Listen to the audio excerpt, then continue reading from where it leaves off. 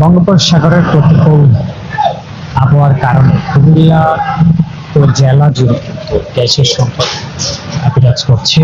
যদি একটু জানিয়ে রাখি যে বর্তমানে দাঁড়িয়ে আছি ঠিক কুমিল্লার হাইওয়ের পাশে একটি বড় ফিলিং স্টেশন, যেখানে মাইলের পর মাইল দেখার চেষ্টা করেছে গ্যাস নেওয়ার জন্য আসলে অসংখ্য সিএনজি লাইনের দাঁড়িয়ে আছে।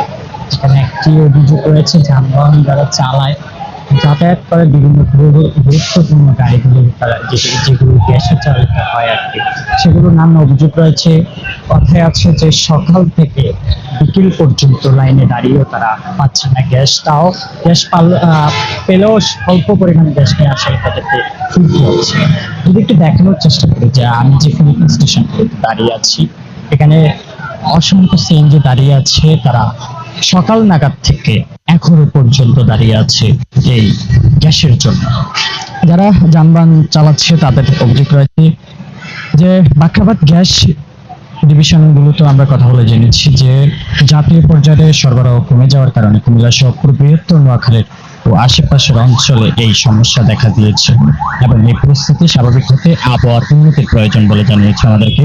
ফিলিং স্টেশনগুলোতে গ্যাস পাওয়ার জন্য সিএনজি, অটোরিক্সা, বাণিজ্যিক যানবাহন, পণ্য গাড়ি মাইলের পর মাইল দীর্ঘ লাইনে দাঁড়িয়ে আছে।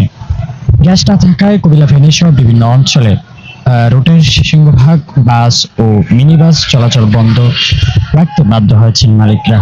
24 ঘন্টায় প্রায় 24 ঘন্টা দাঁড়িয়ে থেকেও এই লাইন পাচ্ছে না। এছাড়াও শুধু গাড়ির অভিযোগ নয়, পাশাপাশি অভিযোগ রয়েছে যারা রান্না করছে, রান্না তো বেকার করছে, অফিস আদালতে যারা সচরে গ্যাসে রান্না করে কিন্তু তাদের যাতায়াত করতে, পারিবারিক জীবন চালাইতে, পারিবারিক জীবনে অনেক সমস্যা সংকট নেমে এসেছে শুধু গ্যাসের মাধ্যমে।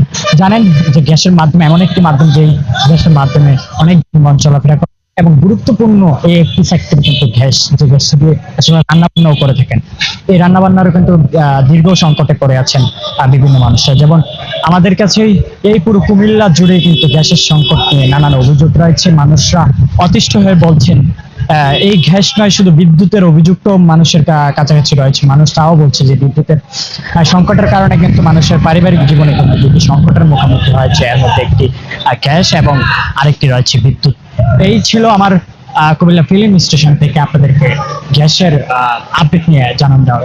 সিয়াম হোসেন প্রীতম।